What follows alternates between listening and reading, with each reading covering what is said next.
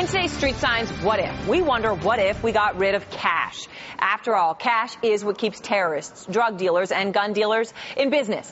Could a move to a cashless economy around the world help America? Here now the man with a plan. He wrote about it in Saturday's New York Times, an op-ed called Turn In Your Bin Ladens, as opposed to Benjamin's Yes. Joining us now is Jonathan Lipow, Associate Professor of Economics at the Naval Postgraduate School in Monterey, California. Great to see you, Jonathan. We really appreciate your taking the time. This op-ed caught our attention on Saturday morning, and we wanted to call you right away. So I guess the first question is, we had looked up on the Federal Reserve. There's about $1 trillion U.S. cash dollars floating around the world. The majority of them, according to the Fed, is outside the United States. What's most of this used for? Well, a good portion of this money is used for transactions in other countries where their local currencies are, weak or not to be trusted. Not all the money that's floating abroad is necessarily money that's being used for illicit or illegal activity. Countries in the third world depend a lot on the U.S. dollar as a means of exchange in the day-to-day economy. However, one can be certain that at least half of the funds involved are indeed being used for gang activity, criminal activity. At least half. And how important is cash, and in particular the U.S. dollar, which ironically, of course, is the country and the currency that terrorists want to bring down the most? How much of terrorist activity is funded through dollars? Oh, we don't know that. But I guess from the point of your op-ed would be it's important enough to people like the Taliban or Al Qaeda that we need to get rid of the cash concept. That's right. We know that insurgents use cash. However, not necessarily the U.S. dollar. They use euros. They use Afghanis in Afghanistan. They use dinars in Iraq. It's not exclusively an issue that relates to the U.S. dollar. And you know what? To that point, I wanted to follow up with you because, we always think about the U.S. dollar because it still is the fiat currency for the world. Obviously, it's perhaps the most important. But the euro has a 500 euro note now, which obviously means you can have a lot more money in a smaller space if you're trying to smuggle or hand it off in a briefcase. So has the euro become even more important than the dollar, do you think, or not yet?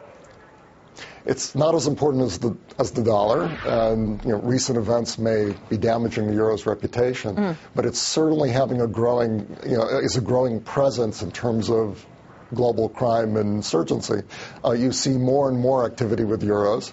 I would mention that the former chief economist at the IMF, Ken Rogoff, criticized the European Central Bank for issuing the 500 euro note. Yeah. His argument was that it's actually a note designed to compete for the business of drug dealers and terrorists. Well, you would imagine for most normal transactions that we all would think of at this point, you're not using that size money. And I know, as you noted in your op-ed, the Treasury stopped issuing $500 notes back in 1969. So your solution is let's get rid of the cash, and that would cut off a lot of the illicit activity out there, and certainly a lot of the funding for terrorists, et cetera. So how do we do that practically? Well, the beauty of cash is that it's very easy to make transactions, small transactions. We don't use cash anymore to buy a house or a car. Nobody wants to walk around with a suitcase full of money, but you still use cash to buy a Coke at a vending machine or pay your parking at a parking vending machine at a meter.